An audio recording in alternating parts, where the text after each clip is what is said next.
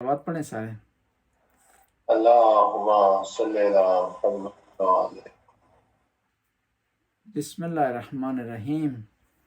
قالت الاعراب آمنا قل لم تؤمنوا ولكن قولوا اسلمنا ولما يدخل الایمان فی قلوبکم وان تطیعوا اللہ ورسولہ لا یلتکم من اعمالکم شیئا ان اللہ غفور رحیم. اعراب میں سے کچھ لوگ عرب پیغمبر کی بارگاہ میں حاضر ہوئے اور آ کر کہنے لگے کہ ہم ایمان لے آئے ہیں. خدا کہتا ہے کہ کہو کہ ہم ایمان نہیں لائے بلکہ یہ کہو کہ ہم اسلام لے آئے، اور ایمان تمہارے دلوں میں داخل ہی نہیں ہوا، اور اگر تم اللہ اور اس کے رسول کی اطاعت کرو تو تمہارے اعمال میں کسی چیز کی کمی نہیں ہوگی. اللہ رحم کرنے والا ہے اور بخشنے والا ہے. اعراب سے مراد عرب کے بدو ہیں. اعراب سے مراد عرب کے بادیہ نشین یا دیہات کے رہنے والے لوگ ہیں. جب اسلام کا غلبہ ہو گیا اور اسلام غالب ہو گیا تو جو اطراف کے قبیلے تھے مدینہ اور مکہ کے، وہ گروہ در گروہ آتے تھے پیغمبر کے پاس اور اظہار کرتے تھے کہ ہم ایمان لے آئے ہیں یا اسلام لے آئے. تو ایک گروہ آیا پیغمبر کی خدمت میں اور آ کر کہنے لگا کہ ہم ایمان لے آئے ہیں. تو قرآن نے کہا تم ایمان نہیں لائے بلکہ اسلام لائے ہو، کیونکہ تم ابھی پہلے مرحلے میں ہو. تم نے کبھی کلمہ پڑھا ہے، مسلمان ہو گئے ہو، لیکن اس میں آگے عمل کی ضرورت ہے، دوسرے واجبات کو بجا لانے کی ضرورت ہے، خدا کے راستے میں خرچ کرنے کی ضرورت ہے. تو تب جو ہے وہ تم مومن کہلاؤ گے، تب تم ایمان کے درجے پر فائز ہوگے. اب اسلام اور ایمان میں کیا فرق ہے؟ پہلا فرق یہ ہے کہ اسلام صرف زبانی ہے. جو بھی لا الہ الا اللہ محمد رسول اللہ کہہ دے وہ ایمان نہیں لایا بلکہ اسلام لے آیا، وہ مسلمان ہو گئے. اور اب کیا ہے، اس کے بعد ظاہری احکام اسلام کے جاری ہوں گے. اس کے ہاتھ کا آپ کھا سکتے ہیں، اس کا ذبح کیا ہوا آپ کھا سکتے ہیں، اس سے شادی کے معاملات جو ہے وہ طے ہو سکتے ہیں. لیکن جو اگلا مرحلہ ہے ایمان کا، وہ تب ہوگا کہ جب دل سے کوئی جو ہے وہ اسلام لے آئے گا، دل سے شہادتین کہہ دے گا، دل سے خدا کو قبول کر لے گا، دل سے نبی کریم کی رسالت اور نبوت کا اقرار کر دے گا. دوسرا یہ ہے کہ اسلام جو لے آتے ہیں، دوسرا فرق یہ ہے کہ اسلام جو لانا ہے اس میں ممکن ہے مختلف قسم کی وجوہات ہوں کہ ایک آدمی مسلمان ہو جائے. ایک مثلاً آدمی مسلمان ہو جائے شادی کرنے کے لیے، وہ مومن نہیں ہے، مسلمان ہے، کلمہ اس نے پڑھ لیا. ایک آدمی جو ہے وہ کسی اسلام کی حکومت میں سکون سے رہنے کے لیے اپنے آپ کو ظاہر کرے کہ وہ مسلمان ہے، تو وہ مسلمان ہے لیکن مومن نہیں. تیسرا جو فرق ہے ایمان اور اسلام میں وہ یہ ہے عمل میں. ایک آدمی صرف کلمہ پڑھ لیتا ہے، نماز بھی نہیں پڑھتا، روزہ بھی نہیں رکھتا، حج بھی نہیں جاتا اور ان چیزوں کا انکار بھی نہیں کرتا، تو وہ آدمی مسلمان ہے لیکن وہ ایمان کے کسی درجے پر فائز نہیں ہوگا جب تک وہ نماز کی طرف نہیں جائے گا، جب تک وہ روزے کی طرف نہیں جائے گا، جب تک وہ حج کی طرف نہیں جائے گا. اس لیے حدیث میں ہے کہ الایمان و اقرار، ایمان اقرار ہے، وہ عمل، اقرار اور عمل دونوں چیزیں ہیں ایمان میں. والاسلام اقرار بلا عمل، اور اسلام یہ ہے کہ صرف اقرار کرنا کیا جائے اور عمل نہ کیا جائے تو کیا ہوتا ہے، یہ وہ اسلام ہوتا ہے. چوتھا فرق یہ ہے اسلام میں اور ایمان میں، اسلام پہلا درجہ ہے، ایمان اس کے اوپر والا درجہ ہے، اور پھر ایمان سے اوپر یقین کا درجہ ہے. یقین سے اوپر جو ہے وہ جو درجہ ہے وہ نہیں، پہلا درجہ اسلام ہے، دوسرا ایمان ہے، تیسرا تقوی ہے، چوتھا یقین ہے. اور یقین جب انسان یقین کی منزل پر فائز ہو جاتا ہے تو پھر امیر المومنین کے الفاظ یاد آ جاتے ہیں، لو کشفت لی غطا و مزدد تو یقینا، کہ اگر دنیا کے سارے پردے ہٹا دیے جائیں علی کے یقین میں ذرا برابر اضافہ نہیں ہوگا. پس ایمان اور اسلام میں فرق ہے. لیکن آج کی ایک اور اصطلاح ہے کہ ایمان اور اسلام میں جو آدمی قرآن پر ایمان رکھتا ہے، کعبہ پر ایمان رکھتا ہے، نماز پر ایمان رکھتا ہے، روزے پر، حج پر، یعنی اصول دین فروع دین پر ایمان رکھتا ہے، وہ آدمی کیا ہے، ظاہری طور پر ایمان رکھتا ہے تو وہ آدمی مسلمان ہے، لیکن گہرائی میں اگر ایمان رکھتا ہے تو وہ مومن ہے. ایک اور فرق بتا دوں کہ جو آدمی اللہ اور اس کے رسول پر ایمان رکھتا ہے وہ مسلمان ہے، لیکن اللہ اور رسول کے علاوہ ولایت امیر المومنین کو مانتا ہے، تو وہ آدمی کیا ہے؟ مومن ہے، یعنی ایمان کے اعلیٰ درجے پر فائز ہے۔ ہم اگلی آیت کی طرف جاتے ہیں، انما المؤمنون الذین، اب جب یہ بتایا کہ تم مسلمان ہوئے ہو، مومن نہیں ہوئے، تو اب خدا بتانا چاہتا ہے کہ مومن کس طرح ہوتا ہے انسان، کون سی نشانیاں اس میں ہونی چاہیے کہ وہ مومن کہلائے۔ انما المؤمنون الذین آمنوا باللہ ورسولہ، مومن وہ ہیں جو ایمان لاتے ہیں اللہ پر اور اس کے رسول پر، ثم لم یرتابوا، اور پھر ان اپنے ایمان میں ذرا برابر شک کو راستہ نہیں دیتے، وہ جاہدوا فی اموالہم، اپنے مال کے ذریعے خدا کے راستے میں جہاد کرتے ہیں، وانفسہم، اپنی جانوں کے ذریعے جہاد کرتے ہیں، فی سبیل اللہ، تو اللہ کے راستے میں، اولئک هم الصادقون، یہ کیا ہے؟ سچے ہیں۔ قرآن میں 4 جو ہے وہ آیات ہیں جو انما المؤمنون سے شروع ہو رہی ہیں۔ کون کون سی ہے؟ پہلی، انما المؤمنون الذین اذا ذکر اللہ وجلت قلوبہم، مومن وہ ہے کہ جب ان کے سامنے اللہ کا ذکر ہوتا ہے تو ان کے دل تڑپ اٹھتے ہیں۔ وَإِذَا تُلِيَتْ عَلَيْهِمْ آیاتُهُ زَادَتْهُمْ ایمانا، جب ان کے سامنے اللہ کی آیات بیان ہوتی ہیں تو ان کے ایمان میں اضافہ ہوتا ہے۔ وَعَلَىٰ رَبِّهِمْ يَتَوَكَّلُونَ، تیسری ان میں خوبی یہ ہے کہ وہ اپنے پروردگار پر توکل کرتے ہیں۔ دوسری جو ہے آیت جو تذکرہ کر رہی ہے اور انما المؤمنین سے شروع ہو رہی ہے، انما المؤمنون الذین آمنوا باللہ ورسولہ، مومن وہ ہیں جو ایمان لائے ہیں اللہ پر، اس کے رسول پر، وَإِذَا كَانُوا مَعَهُ عَلَىٰ أَمْرٍ جَامِعٍ لَمْ يَذْهَبُوا حَتَّىٰ يَسْتَأْذِنُوهُ، مومن وہ ہیں کہ جو اللہ پر ایمان لاتے ہیں اور اس کے رسول پر ایمان لاتے ہیں، اور جب نبی کریم کی بارگاہ میں ہوتے ہیں تو نبی کریم کی اجازت کے بغیر وہ باہر نہیں جاتے، نبی کریم سے جدا نہیں ہوتے۔ پھر جو ہے وہ تیسری اور چوتھی جگہ کہاں ذکر ہوا ہے؟ اسی صورت میں ذکر ہوا، سورہ حجرات میں، انما المؤمنون اخوہ، مومن آپس میں بھائی ہیں، اور پھر کہا اولئک هم المؤمنون حقا، اور یہ حقیقی مومن ہیں۔ پس ان قرآن کی ان 4 آیات میں مومنوں کی نشانیاں بتائی ہیں۔ پہلی نشانی یہ ہے کہ ان کے دل خدا کے لیے دھڑکتے ہیں، اور دوسرا یہ ہے کہ وہ ہمیشہ قرآن کی جب بھی آیتیں وہ سنتے ہیں تو ان کے ایمان میں اضافہ ہوتا ہے، یعنی وہ ہمیشہ تکامل کی طرف ہیں، ترقی کی طرف جا رہے ہیں، بہتری کی طرف جا رہے ہیں۔ اور تیسری نشانی ان کی یہ ہے کہ وہ پروردگار پر توکل کرتے ہیں۔ چوتھی نشانی یہ ہے کہ نبی کریم کی اجازت کے بغیر کوئی کام نہیں کرتے۔ اور پانچویں نشانی مومنوں کی یہ ہے کہ مومن دوسرے مومنوں کو بھائی سمجھتے ہیں۔ اگر آپ کسی دوسرے مومن کو اپنا بھائی سمجھ رہے ہیں تو اس کا مطلب آپ ایمان کے درجے پر فائز ہیں، لیکن اگر آپ کو اپنے آپ کو برتر سمجھ رہے ہیں، غرور کر رہے ہیں، تکبر کر رہے ہیں، تو اس کا مطلب ہے آپ ایمان کے درجے پر فائز نہیں ہیں۔ اور پھر اسی میں ہے کہ چھٹی نشانی مومنوں کی ہے کہ ایمان ان کا پائیدار ہوتا ہے، مضبوط ہوتا ہے، لرزتا نہیں ہے، اپنی جگہ سے ہلتا نہیں ہے، گھبرا نہیں جاتے، تھک نہیں جاتے۔ اور پھر 7ویں نشانی مومنوں کی ہے کہ وہ خدا کے راستے میں خرچ کرتے ہیں، خدا کے راستے میں جان کے ذریعے خرچہ دیتے ہیں، وہ اپنے مال کے ذریعے خدا کے راستے میں خرچہ دیتے ہیں۔ پس یہ 7 نشانیاں کسی میں آدمی میں ہوں گی تو وہ آدمی ایمان کے درجے پر فائز ہوگا۔ قُلْ أَتُعَلِّمُونَ اللَّهَ بِدِينِكُمْ، ان سے کہہ دو کیا تم اللہ کو دین سکھاؤ گے؟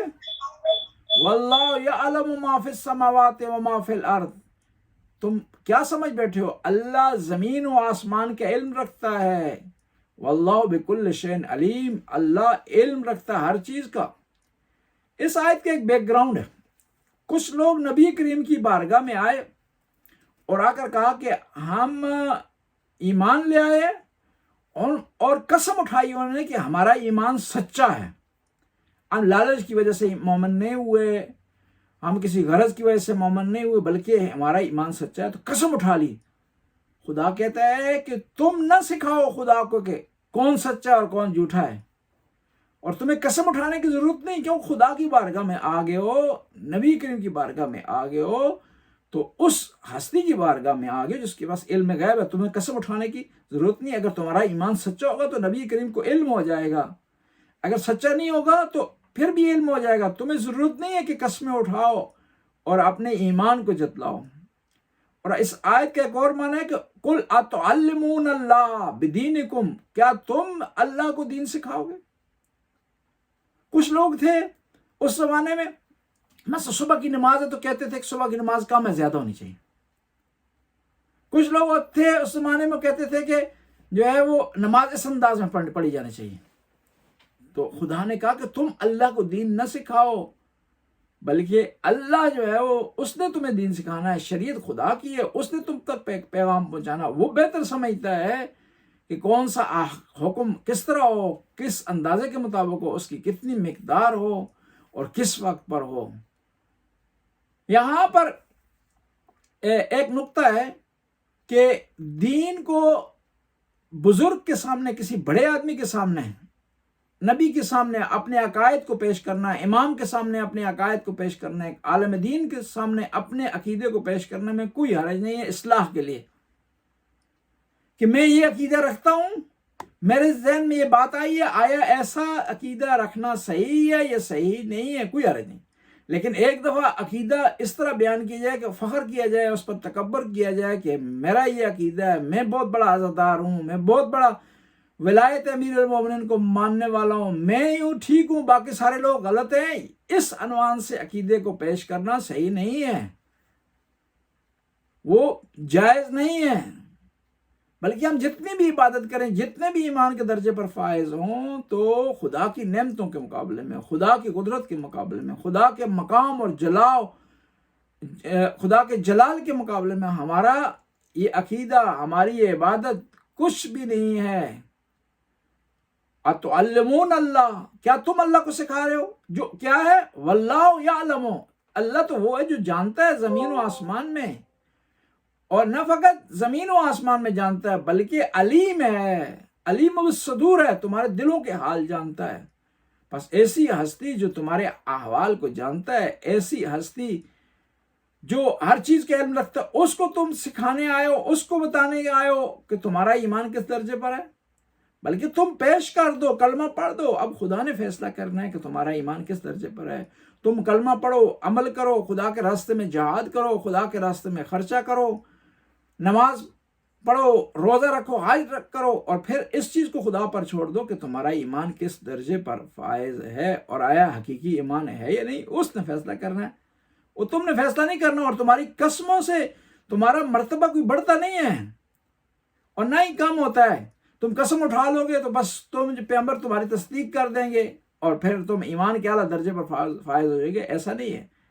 یہ زبانی کہنے سے مسئلہ حل نہیں ہوتا، بلکہ یہ عمل سے ہوگا اور اس کا فیصلہ خدا نے کرنا. یمنون علیک ان اسلموا، اے نبی یہ لوگ تجھ پر احسان کرتے ہیں کہ اسلام لے آئیں. قل لا تمنوا علی اسلامکم، کہ ان سے کہہ دو کہ تم اپنے مسلمان ہونے پر احسان مت جتلاؤ. بل اللہ یمن علیکم، بلکہ اللہ نے تم پر احسان کی ہے. ان ہداکم للایمان، تمہیں ایمان کی روشنی عطا کی ہے. ان کنتم صادقین، اگر تم اپنے ایمان میں سچے ہو. کچھ لوگ ہوتے تھے وہ پیغمبر کی بارگاہ میں حاضر ہوتے تھے، آ کر کہتے تھے کہ ہم مسلمان ہو گئے ہیں، ہمارا ایسا دیں، ہم مسلمان ہو گئے ہیں. جس طرح ہوتا ہے نا ووٹ دے کے لوگ احسان جتلاتے ہیں کہ ہم نے آپ کو ووٹ دیا جی. وہ ایک آدمی ایک دفعہ تنگ ہو گیا، لوگ تنگ کر رہے تھے اسے بڑا، کہ روزانہ آ کر لوگ کہتے تھے ہم نے ووٹ دیا ہے، ہمارا یہ کام کرو. آخر میں اس نے کہا کہ اس نے وہ نکلی سے ووٹ چھپوا لیے نا، وہ جو ہوتے ہیں بیلٹ پیپر، وہ جو بھی آتا ہے اس کو تنگ کرتا اس کو واپس کر دیتا ہے، یہ لو اپنا ووٹ واپس لے لو، ٹھیک ہے، جان چھوڑو، تنگ نہ کرو. اور یہ مسلمانوں میں کچھ لوگ ایسے تھے، وہ آ کر نبی کی بارگاہ میں آ کر احسان جتلاتے تھے کہ ہم نے بہت بڑا تیر مارا ہے، مسلمان ہو گئے ہیں اور یہ آپ کے فیور میں ہم نے ایسا کیا.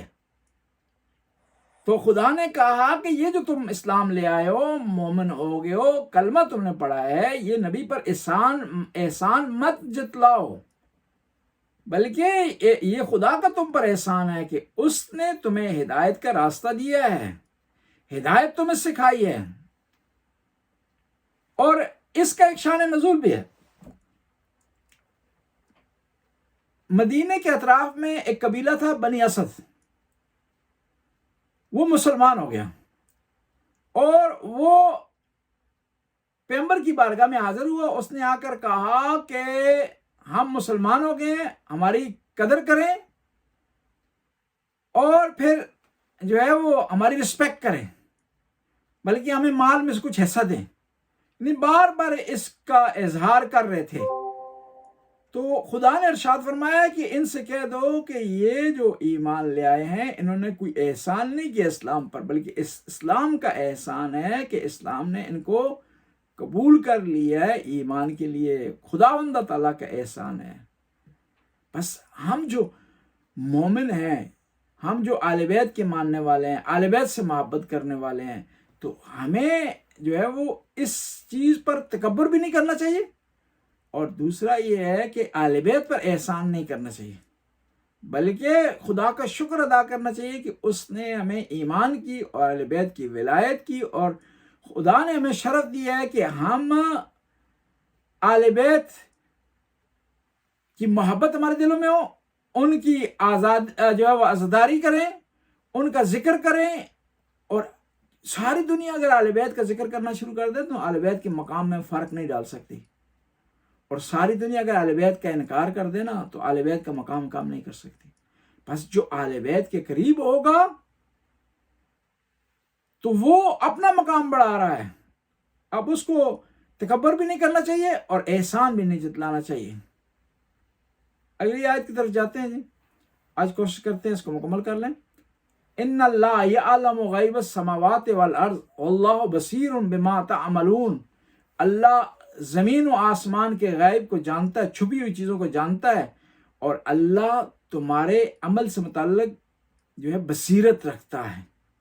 یعنی یہ تو عمل کر رہے ہو، نہ فقط اس کے تمہارے ظاہری عمل کو دیکھتے ہیں بلکہ اس عمل کے پیچھے جو نیت چھپی ہوئی ہے وہ اس کو بھی جانتا ہے. ان اللہ یعلم غیب السماوات والارض. خدا زمین و آسمان کی ہر چھپی ہوئی چیز کو جانتا ہے. اس سے پتہ چلتا ہے کہ زمین و آسمان میں بہت ساری ایسی چیزیں ہیں جو انسان سے چھپی ہوئی ہیں، انسان سے غائب ہیں، انسان ان کے بارے میں علم رکھتا ہے لیکن خدا ان کے بارے میں علم رکھتا ہے. بس اس آیت سے جو ہے نکات نکلتے ہیں، ان نکات میں یہ ہے کہ ہم جتنا بھی عمل کریں اور جتنی بھی عبادت کریں خدا کی قدرت کے مقابلے میں کچھ نہیں ہے، اور ہماری عبادت کا جو ظاہر ہے یا اس کا جو پنہان ہے، چھپا ہوا حصہ ہے، وہ سارا جو ہے وہ ہمیں جو ہے وہ اس کا ممکن ہے علم نہ ہو، حتیٰ خداوند تعالیٰ کو اس کا علم ہے. ان اللہ یعلم غیب السماوات والارض. اللہ زمین و آسمان کے غیب کو جانتا ہے.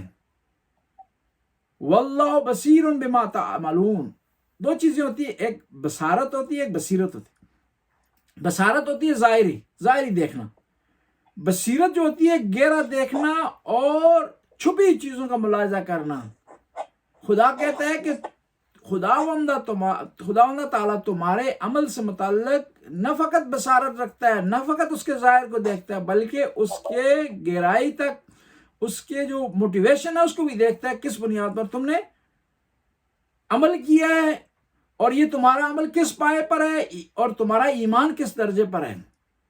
بس یہ نہ سمجھو کہ خدا تمہارے عمل کو نہیں دیکھ رہا، تمہارے ایمان کو نہیں دیکھ رہا، اور آ کر جو بھی تم کہہ دو گے پیغمبر کی بارگاہ میں وہ قبول کر لیا جائے گا. ایسا معاملہ نہیں ہے. بس یہ آ کر کے لاف بازی مت کرو، بلوف جو ہے نہ کرو یہاں پیغمبر کی بارگاہ میں کہ ہم ایمان لے آئے ہیں، ہم نے پیغمبر پر احسان کر دیے، ہم ایمان لے آئے ہیں، ہمیں اسلام سے حصہ ملنا چاہیے، ہم ایمان لے آئے ہیں، ہمارا مقام ہونا چاہیے، ہم ایمان لائے ہیں، اور ہمیں جو ہے وہ جب مدینے میں ہم داخل ہوں تو ہمارے گلے میں ہار ڈالے جائیں. گویا کہ یہ سمجھ رہے ہو کہ تمہارے آنے سے اسلام کو کوئی فائدہ ہوا ہے. اسلام کو تمہارے آنے سے کوئی فائدہ نہیں ہوتا، تمہارے جانے سے کوئی نقصان نہیں ہوتا. تم اگر آؤ گے تو اپنا فائدہ کرو گے، جاؤ گے اسلام سے دوری اختیار کرو گے تو اپنا نقصان کرو گے. یہ جو آیات ہیں آخر کی، یہ زیادہ تر اس زمانے کی ہیں جب فتح مکہ ہو چکی، مکہ اور مدینہ دونوں اسلام کے کنٹرول میں آ گئے. جو اطراف کے جو قبائل تھے وہ ڈر گئے کہ اب اسلام کا غلبہ ہو گیا ہے، اب ہمیں ہر حالت میں اسلام لانا چاہیے. اور اب وہ مدینے میں آ کر کے بعض اوقات خود اپنے ایمان پر شک کرتے تھے، تو شک کو اپنے ظاہری طور پر یقین میں تبدیل کرنے کے لیے قسمیں اٹھاتے تھے کہ ہم ایمان لے آئے ہیں. اور پھر بعض اوقات آ کر کہتے تھے کہ ہم ایمان لے آئے ہیں تو ہمیں پیسے دیے جائیں، ہمیں مال دیا جائے، ہمیں پراپرٹی دی جائے، ہمیں جو ہے اسلام میں حصہ دیا جائے، ہمیں حکومت میں حصہ دیا جائے. جس طرح ہوتا ہے نا، وہ آج کل جو پاکستان میں چل رہا ہے عمران خان اور وہ اپنے شریف جو ہے فیملی، جن کا نام شریف ہے، وہ کر رہے ہیں کہ لوگوں کو اپنی طرف بلا رہے ہیں. اس زمانے میں بھی یہ چکر تھا، لوگ سمجھتے تھے کہ وہ ایمان لے آئے، پیغمبر کو ووٹ دے رہے ہیں، لہٰذا کیا ان کو مال اور متاع ملنا چاہیے، ان کو پیسے ملنا چاہیے. تو قرآن کہہ رہا ہے نہیں، یہ جو ایمان لائے ہو تم اپنے فائدے کے لیے لائے ہو، اور یہ جو تم بڑا دعویٰ کر رہے ہو کہ ایمان کے اعلیٰ درجے پر فائز ہو، یہ دعویٰ بھی تمہارا صحیح نہیں ہے، بلکہ تم جو ہے صرف ایمان کے پہلے درجے پر ہو. اب تم نے کوشش کرنی ہے، اسٹرگل کرنی ہے کہ اس ایمان کو آگے بڑھاؤ اور اس کے بالاتر اور بہتر درجات جو ہے حاصل کرنے کی کوشش کرو. آج کے درس کو یہیں تک جو ہے رکھتے ہیں، اور انشاءاللہ ہم کوشش کریں گے سیریا سے اور ایران سے اس کے درس کو جو ہے جو سورہ بقرہ کی جو اگلی آیات ہے اس کو کنٹینیو جو ہے آگے بڑھا سکیں، اس کو جاری رکھ سکیں. جی سوال.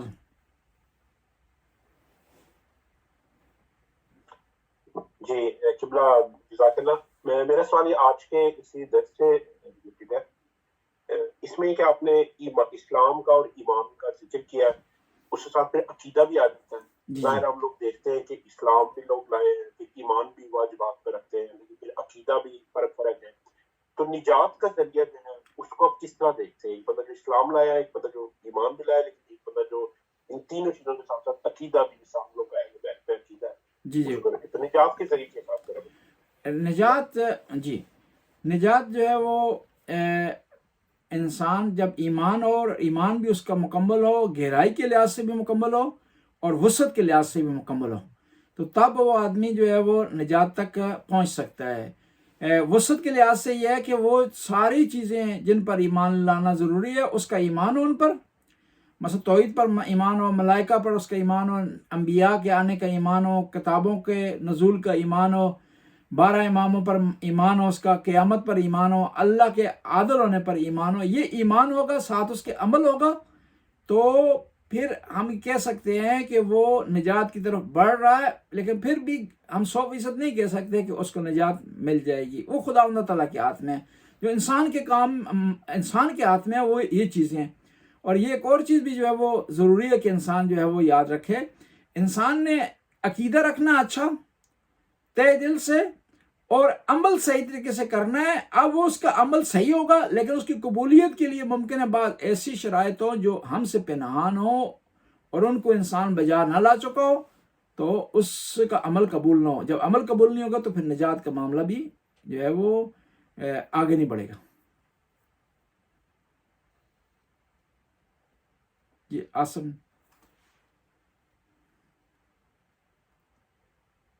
جی اس کے بعد السلام علیکم. جی میری آواز آ رہی ہے؟ جی آ رہی ہے آواز آپ کی. جی اچھا، میرا سوال آپ نے درس کے اندر آپ نے تفصیل سے بتایا تھا کہ نماز کے بارے میں بھی لوگ پوچھا کرتے تھے کہ نماز ایسے ہی نہیں، ایسے پڑھی جانی چاہیے. تو اس سے متعلق میرا ایک سوال ہے کہ ویسے تو ہر رکعت کے اندر ہم لوگ سورہ حمد پڑھتے ہیں، پہلی میں بھی پڑھتے ہیں، دوسری میں بھی پڑھتے ہیں، اور وہ لازم و ملزوم ہے پڑھنا. جی جی. لیکن تیسری رکعت کے اندر اور چوتھی رکعت کے اندر جو ہم ایک کلمہ پڑھتے ہیں، اس کی کیا تاریخ ہے؟ اور یہ کبھی کبھار تھوڑا سا مطلب یہ لگتا ہے کہ شاید کیا سورہ حمد نہیں ہونی چاہیے تھی. میرے خیال سے شاید سورہ حمد پڑھنے کی اجازت بھی ہے تیسری رکعت میں، چوتھی رکعت میں. تو یہ کہاں سے آتا ہے؟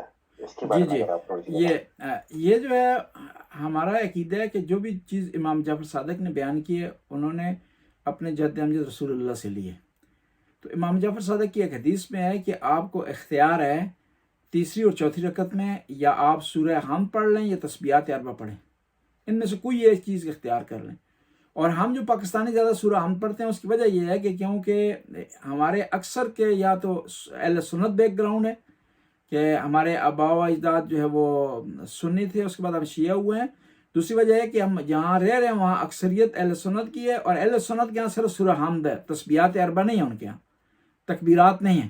اسی بنیاد پر ہم زیادہ تر پاکستانی سورہ حمد پڑھتے ہیں، لیکن عرب اور ایرانی تسبیحات اربع پڑھتے ہیں تیسری اور چوتھی میں۔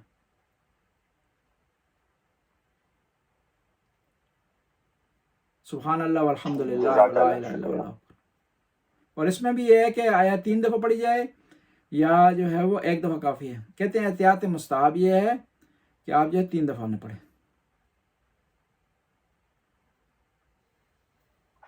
بہت شکریہ۔ باقی کچھ ایک سوال میرے جو آپ نے جمعے کا خطبہ تھا اس کے حساب سے، لیکن وہ میں باقی کسی اور کا سوال اس کے بعد میں کر لوں گا انشاءاللہ۔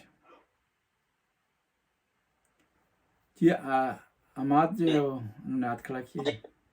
جی قبلہ، یہی درس سے ریلیٹڈ سوال ہے۔ جس طرح ہم سے ایک جنریشن جو پیچھے ہیں ان کا یہ بہت دفعہ یہ سنا گیا ہے کہ وہ کہتے ہیں جی کہ جی جو ہے نا جنت عقیدے پر ملنی، لیکن ایک بڑا اچھا ہو گیا ہے ابھی جو تعلیمات ہماری مجالس سے دی جاتی ہیں، اس میں نماز روزہ ہر چیز پر بہت اچھے طریقے سے زور دیا تھا، جو کہ ہم نے یہاں پہ مطلب، لیکن ہم سے جو پیچھے جنریشن ہے ان کا یہ کہ جی جنت جو ہے وہ عقیدے پر ملنی ہے، اور اس کے اندر ظاہر ہے کافی وسیع چیزیں ہیں کہ جی اگر کوئی خدا نخواستہ بندہ جھوٹ بولتا ہے یہ کرتا ہے، لیکن اگر عقیدہ درست ہے تو وہ جو ہے جنت اس پہ ملنی ہے۔ تو اس کے پلیز آپ واضح کر سکتے ہیں کہ آیا کہ عقیدہ کافی ہے جنت کے لیے یا اعمال بھی ظاہر ہے جو ہمارا جو ہے وہ، اس کے بارے میں تھوڑا سا ایکسپلین کرتے ہیں کہ جی جنت میں داخلے کے لیے عقیدہ ضروری ہے لیکن کافی نہیں ہے، کہ قرآن میں ہر جگہ کا آمنوا وعاملوا الصالحات، کہ وہ لوگ جو کہ ایمان لائے اور ساتھ ساتھ عمل صالح کیے وہ جنت میں داخل ہوں گے۔ عقیدہ یہ ہے کہ آپ ٹریک پہ چڑھ گئے ہیں، آپ اس ٹریک پہ چڑھ گئے ہیں، وہاں ٹریک پہ چڑھنا کافی نہیں ہوتا بلکہ اس پہ چلنا ضروری ہوتا ہے، پھر اس پہ سپیڈ بڑھانے بھی ضروری ہوتی ہے۔ ایمان کے ذریعے عقیدے کے ذریعے آپ ٹریک پر چڑھ گئے ہیں، عمل کے ذریعے وہاں سپیڈ دیں گے جنت میں پہنچ جائیں گے، لیکن صرف چڑھ کر بیٹھ جائیں ٹریک پر تو کبھی بھی آپ منزل پر نہیں پہنچیں گے۔ اور جن لوگوں کا عقیدہ صحیح نہیں ہے وہ ٹریک پر نہیں چڑھے ہوئے، وہ ٹریک سے اترے ہوئے۔ میں یہ کہتا ہوں جو اہل بیت سے محبت نہیں کرتے نا وہ غلط ٹریک پہ چڑھے ہوئے، وہ جتنی سپیڈ دیں گے نا اتنا ہی وہ اپنے مقصد سے دور ہو جائیں گے۔ مثال کے طور پر یہاں پر ایک راستہ تھرونائن کو جاتا ہے نا جی، اوسلو سے، ایک آدمی 2 آدمی ہیں، دونوں نے تھرونائن جانے کا قصد کیا ہے، نیت کی ہے۔ ایک آدمی تھرونائن کی سڑک پر چڑھا ہے، وہ گارڈیمون کی طرف جا رہا ہے تو وہ آہستہ چلے گا تیز چلے گا پہنچ جائے گا تھرونائن، لیکن ایک آدمی بھول کر کے وہ برگن والی سائڈ پہ اس نے رخ کر لیے۔ اب وہ جتنی بھی سپیڈ مارے گا نا، سپیڈ اس کو فائدہ نہیں دے گی بلکہ نقصان دے گی، یہ نقصان دے گی نا، اتنے دور ہو جائے۔ اس طرح جو لوگ اہل بیت سے محبت نہیں کرتے، اہل بیت کو نہیں چاہتے، نبی پاک اور ان کی آل سے محبت نہیں کرتے، وہ ٹریک پر نہیں چڑھے ہوئے، وہ جتنے بھی نمازیں پڑھیں گے اتنے وہ مقصد سے دور ہو جائیں گے، جتنے وہ روزے رکھیں گے اتنے وہ مقصد سے دور ہو جائیں گے۔ یعنی پہلے ان کے لیے ضروری ہے کہ وہ راستہ تلاش کریں، راستہ ملنے کے بعد پھر وہاں پر وہ گیئر تبدیل کریں، سپیڈ لگائیں، وہاں پر وہ راستے میں ٹریک تبدیل کریں، سپیڈ کے مطابق جو ہے وہ روڈ سپیڈ کے مطابق، سپیڈ لمٹ کے مطابق جو ہے اس کو چلانے کی کوشش کریں۔ بس عقیدے پر ملے گی جنت، لیکن عقیدہ جو ہے وہ کافی نہیں ہے، ساتھ عمل کا ہونا ضروری ہے، کیونکہ اہل بیت کی تعلیمات نے ہمیں سکھایا ہے۔ ورنہ سب سے اعلیٰ عقیدہ، سب سے بہتر عقیدہ محمد و آل محمد کا ہے، اس سے بالا تر کسی کا عقیدہ ہی نہیں، لیکن انہوں نے ساتھ یہ بتایا ہے کہ ہمارا عقیدہ ہے لیکن ساتھ عمل بھی ہم کر کے دکھا رہے ہیں آپ کو کہ دیکھ لو کہ عقیدہ جو ہے وہ کافی نہیں ہے بلکہ عمل بھی جو ہے وہ ضروری ہے۔ ورنہ عقیدہ ان کے عقیدے سے کسی کا عقیدہ بہتر نہیں ہے، بالا تر نہیں ہے، درجات کے لحاظ سے جو ہے، گہرائی کے حوالے سے، وسعت کے حوالے سے، کیونکہ وہ نمونہ ہے ہمارے لیے عقیدے میں بھی۔ تو جب وہ عقیدے پر اکتفا نہیں کر رہے بلکہ عقیدے کے ساتھ عمل کی طرف بھی جا رہے ہیں تو ہمیں بھی چاہیے ان کی سیرت پر عمل کرتے ہوئے عمل کی طرف بھی ہم جائیں۔ جی عاصم آپ نے ہاتھ کھڑا کیا۔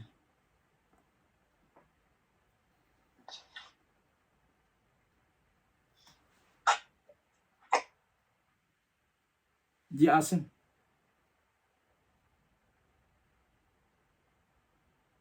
आसम आपका सवाल था कोई? मुझे आ रही है या जी तस्वीर? हाँ जी, नहीं आप ठीक है, आपकी तस्वीर फ्रीज हो गई थी। हाँ जी माशाल्लाह जी, जज़ाकल्लाह, बहुत अच्छा जवाब दिया आपने, शुक्रिया बहुत। जी और सवाल है किसी का?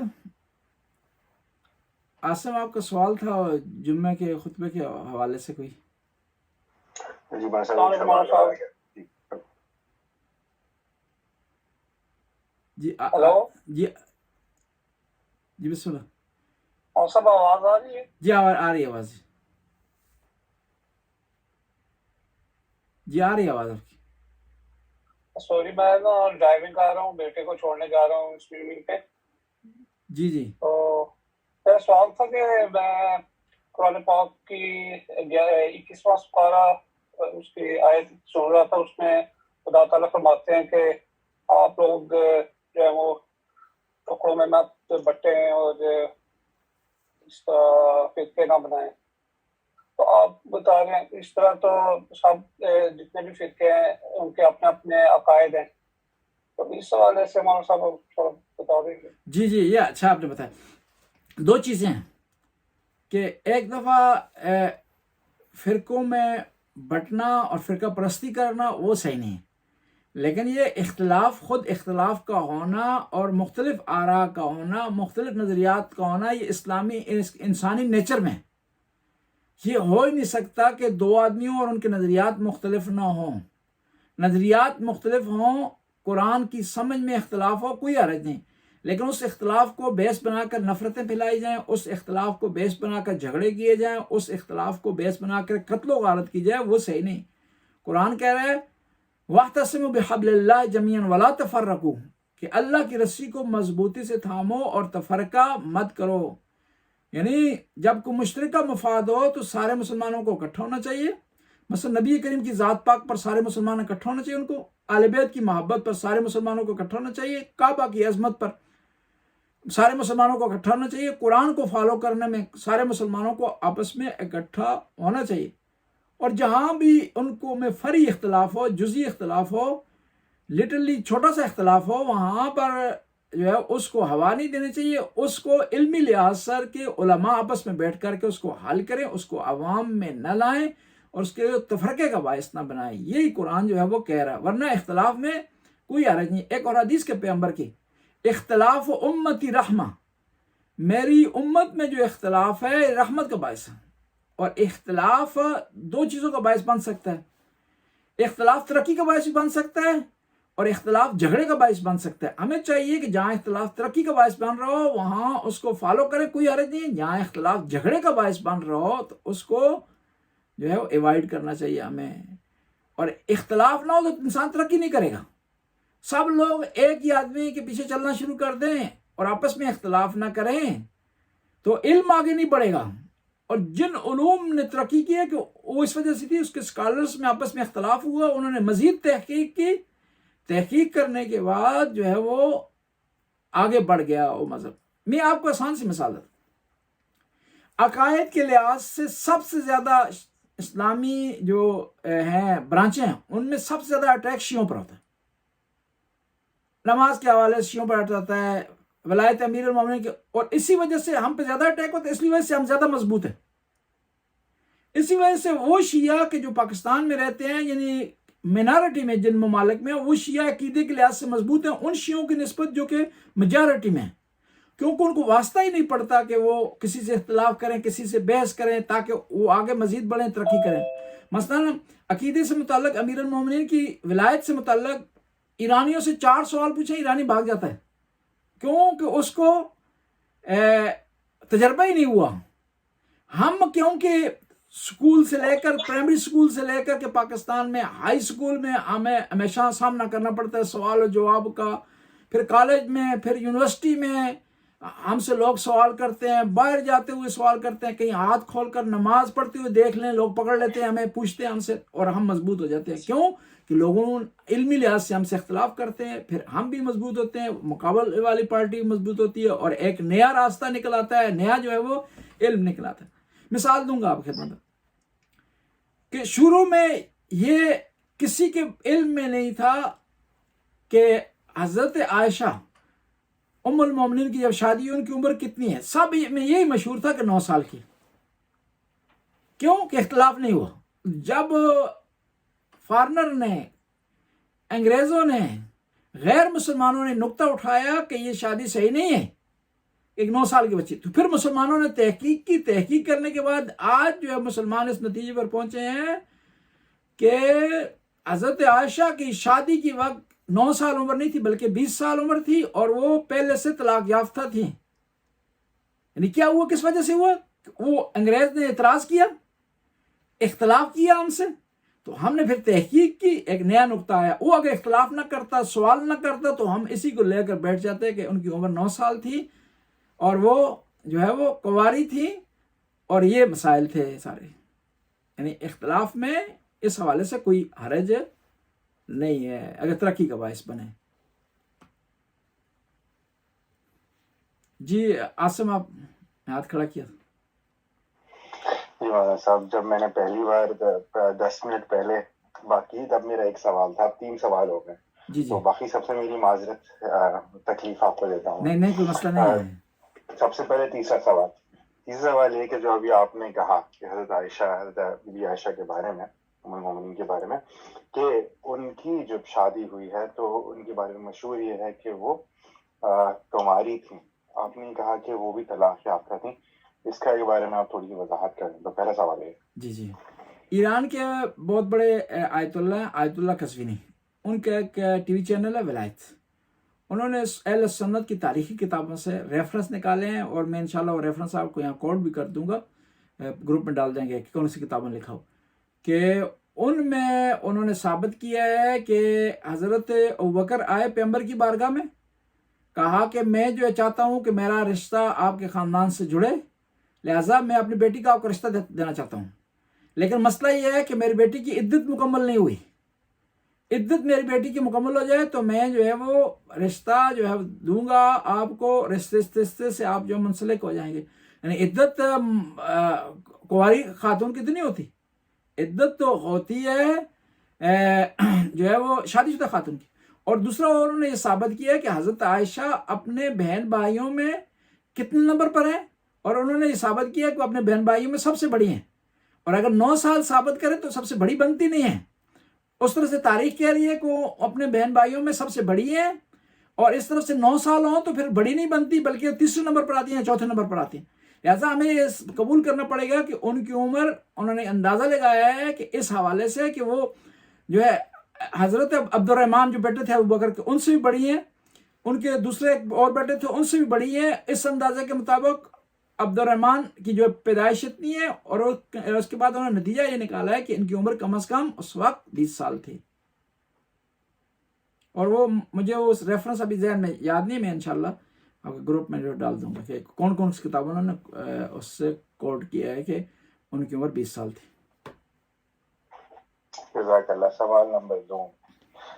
دوسرا سوال یہ ہے کہ جب بھی امام جعفر صادق کا نام آتا ہے، اللہم صلی علی محمد، تو ہم سب جو ہے وہ صلوات پڑھتے ہیں، ہماری عادت ہے.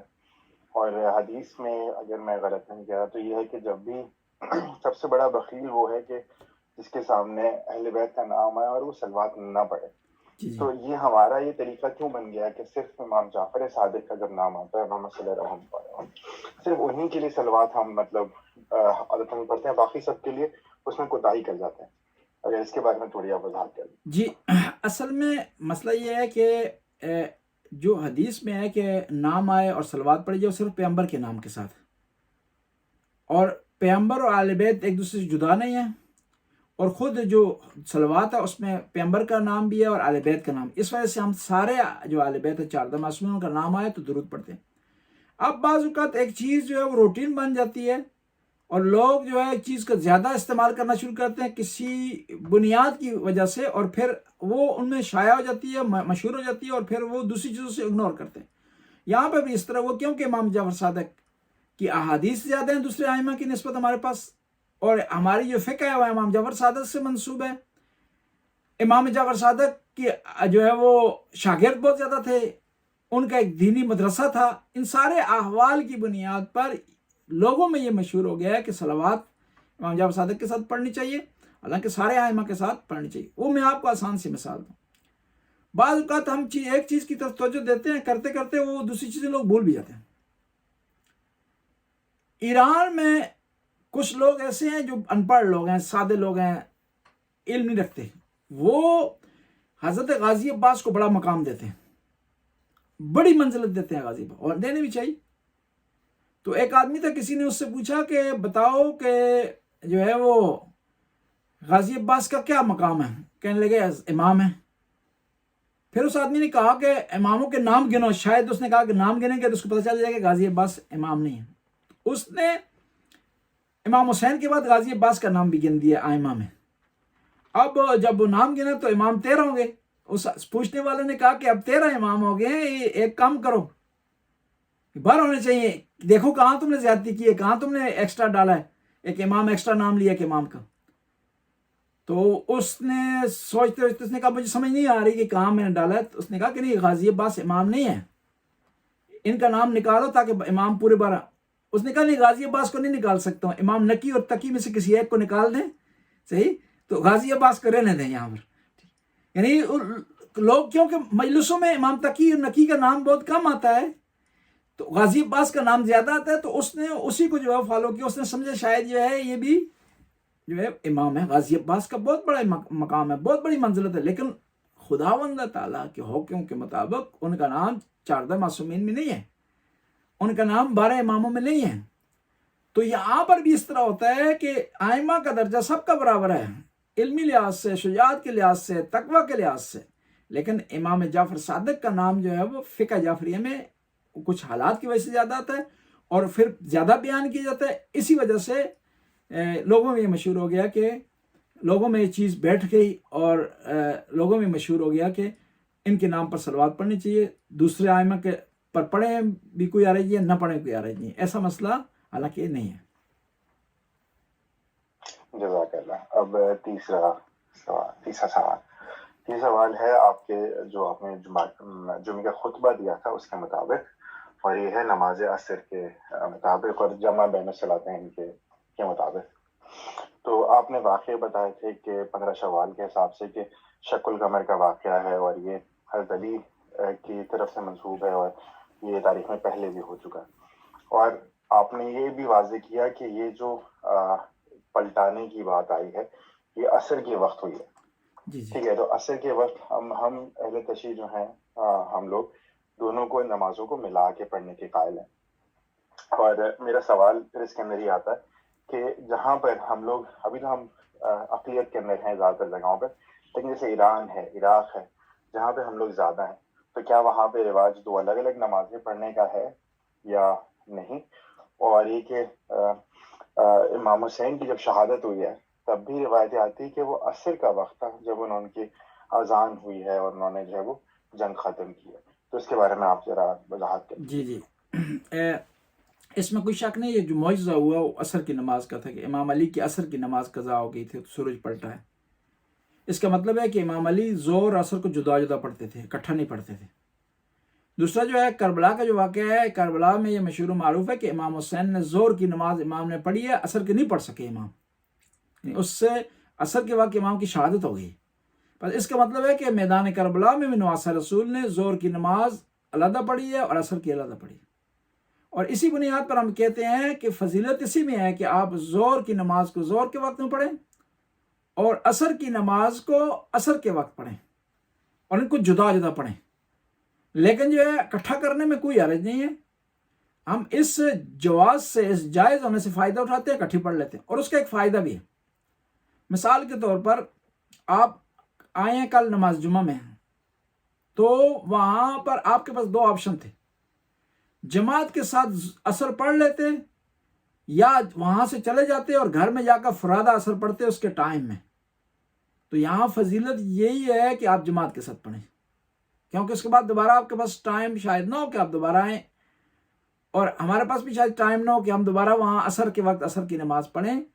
اس وجہ سے جماعت کی فضیلت کو درک کرنے کے لیے وقت کی فضیلت کو چھوڑ دیا جاتا ہے. جب آپ کے پاس 2 آپشن ہیں نا کہ آپ وقت کی فضیلت کو اپنائیں یا جماعت کی فضیلت کو اپنائیں، تو اس میں جماعت کی فضیلت زیادہ جو ہے اس کو ترجیح حاصل ہے. اس کو پرائرٹی حاصل ہے. تو اس بنیاد پر ہم جو ہے وہ ظہر اثر کی اکٹھی پڑھتے ہیں. ایران میں بھی اکٹھی پڑھتے ہیں, عراق میں بھی اکٹھی پڑھتے ہیں, حتیٰ امام حسین کے حرم میں بھی ظہر اثر کی دوری جو ہے وہ اکٹھی نماز پڑھتے ہیں. ہاں کچھ مجتہدین ایسے ہیں, میں نے خود ایرانی علماء دیکھے ہیں, ایرانی بعض نیک لوگ دیکھے کہ وہ زور کے وقت زور کی نماز پڑھتے ہیں, عصر کے وقت عصر کی نماز پڑھتے ہیں, وہ اکٹھی نہیں پڑھتے. میں نے خود دیکھا ہے کہ یونیورسٹی میں جماعت ہو رہی تھی ہماری, زور کی نماز ہوئی تو کچھ جو ہے وہ عالم دین تھے یا اسٹوڈنٹ تھے, وہ زور کے بعد چلے گئے. تو میں نے کہا کیوں چلے گئے, آپ کو کام تھا؟ نہیں کہ نہیں, ہم عصر کے وقت دوبارہ آئیں گے اور خود جو عصر کی نماز جو علیحدہ پڑھیں گے.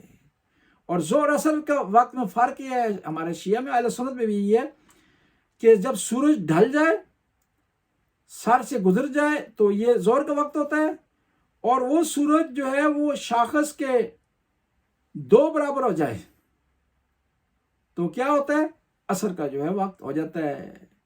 اب اس کو ہم نے اس میں بھی کنورٹ کر دیا, جو ماڈرن میں آ رہا ہے اس میں بھی کنورٹ کر دیا کہ وہ آپ مڈل کا لے لیتے ہیں, اس کا زور اور مغرب کے درمیان جو مڈل آتا ہے اس کو آپ جو ہے عصر کا وقت شروع کا استعمال کرتے ہیں. اور یہاں بھی یار کرتا ہوں آپ خدمت میں, جو نمازیں ہم اکٹھی پڑھتی ہیں نا, اکٹھی پڑھتے ہیں, ان کے 2 قسم کے اوقات ہیں, بلکہ ان کے 3 قسم کے اوقات ہیں. فضیلت کا وقت, مشترک وقت اور مختص وقت. زور جب زوال ہوتا ہے تو پہلے جو 5 ہیں یا 4 منٹ ہیں جس میں 4 رکعت نماز پڑھنی, وہ مختص ہے زور کے ساتھ, اور وہی فضیلت کا وقت ہے زور کا. اور پھر جب آپ پڑھ لیتے ہیں اس وقت سے لے کر کے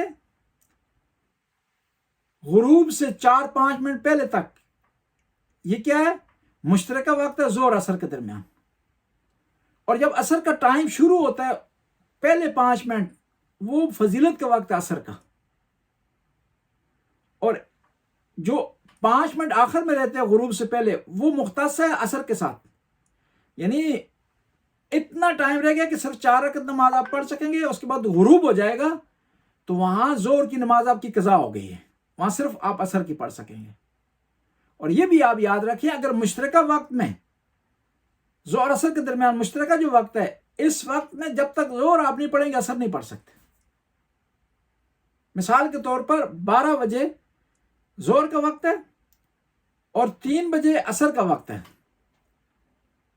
اور جو ہے وہ 5 بجے غروب ہے.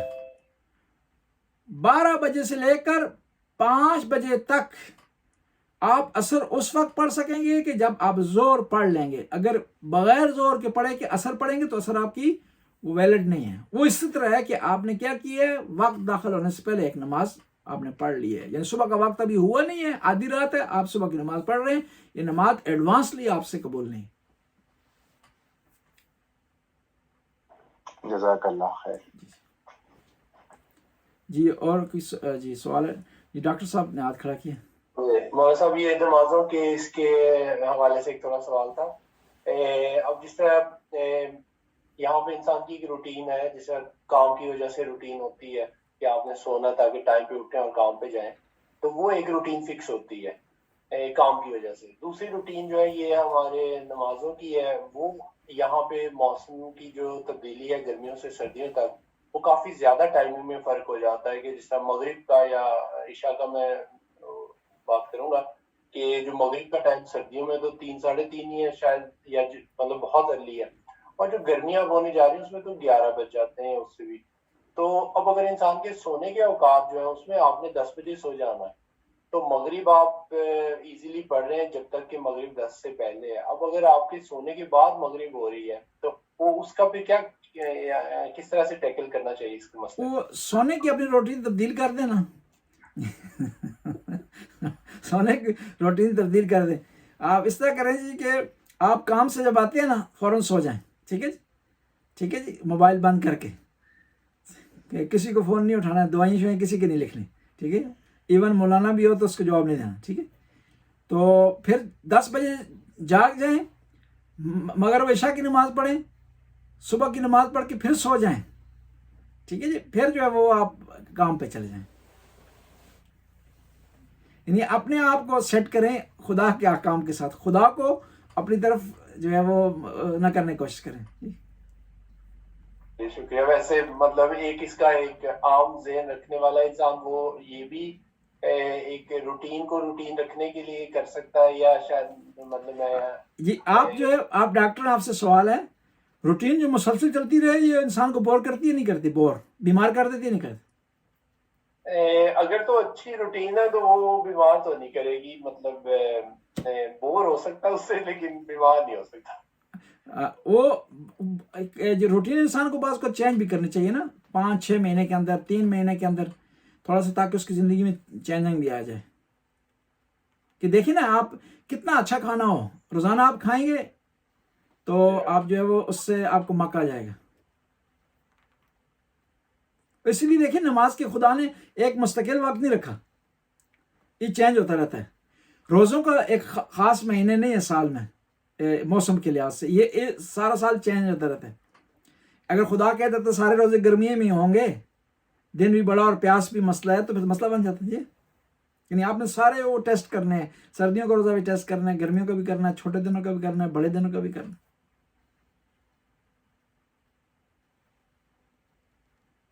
بہت شکریہ. جی اور کوئی سوال ہے؟ عاصم آپ کے سوال کو رہ تو نہیں گیا آپ کا؟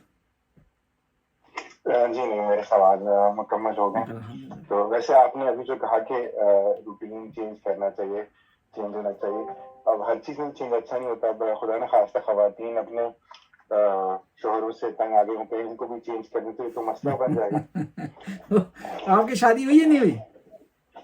نہیں فی الحال تو نہیں, انشاءاللہ اس لیے ایسی باتیں کر رہے ہیں آپ. اللہم صلی علی محمد و آل محمد, یا علیم یا علیم یا غفور یا رحیم, یا اللہ یا اللہ یا اللہ یا اللہ یا اللہ یا اللہ. ہماری اس قلیل سی عبادت قبول و منظور فرما, ہمارے گناہوں سے درگزر فرما, نیک کام کرنے کی توفیق عطا فرما, برائیوں سے بچنے کی توفیق عطا فرما. یا اللہ جو ہم نے آج باتیں کی ہیں ان پر عمل کرنے کی توفیق عطا فرما. یا اللہ ان کو اپنی عبادت میں شمار فرما, حاضرین کی توفیقات میں اضافہ فرما, رزق میں وسعت عطا فرما, اولاد کو نیک اور صالح بنا, مرحومین کی مغفرت فرما. یا اللہ تو غفور رحیم ہے, زمانے کے امام کے ظہور میں تاجیل فرما, ہمیں امام کے انصار میں سے کر دو. آخر میں اپنے مرحومین مرحومات کے لیے ایک دفعہ سورہ فاتحہ, الفاتحہ مع الاخلاص والصلوات.